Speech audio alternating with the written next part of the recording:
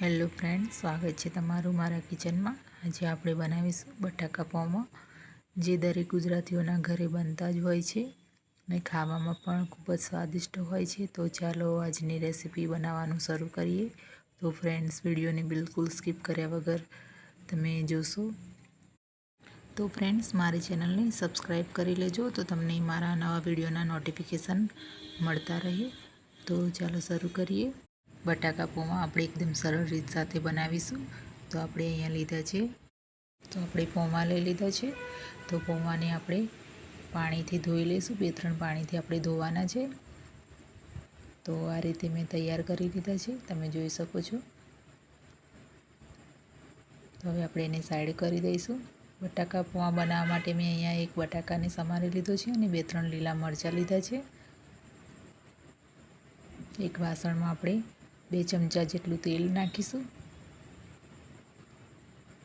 અને આપણે એની અંદર રાઈ નાખવાની છે।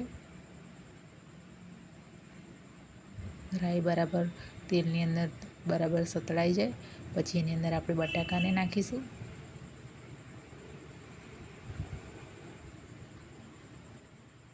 બટાકાને આ રીતે આપણે બરાબર ફેરવતા જઈશું। આપણે મીડિયમ ગેસ ઉપર જ આપણે બટાકાને શેકવાના છે। તો આ રીતે આપણે થોડા શેકાઈને તૈયાર થઈ ગયા છે। તો આપણે એની અંદર સિંગદાણા નાખી દઈશું અને આપણે એને પણ થોડા શેકાવા દઈશું। તો તમે જોઈ શકો છો, આપણે ચેક કરી લઈશું તો આપણે બટાકા પણ ચડીને તૈયાર થઈ ગયા છે। તો આપણે એની અંદર લીલા મરચાં નાખી દઈશું। આપણે કઢી પત્તા એડ કરી દઈશું અંદર અને આ રીતે આપણે ફેરવતા જવાનું છે। આપણે 1 અડધી ચમચી જેટલી આપણે હળદર નાખીશું અને આ રીતે આપણે મિક્સ કરી લઈશું બરાબર। બટાકા, સિંગદાણા અને મરચાં અને બધો મસાલો બરાબર શેકાઈને તૈયાર થઈ ગયો છે। તો આપણે હવે એની અંદર પૌવા એડ કરી દઈશું અને એની અંદર આપણે મીઠું એડ કરવાનું છે સ્વાદ અનુસાર અને આપણે અડધી ચમચી જેટલી આપણે ખાંડ પણ નાખી દઈશું।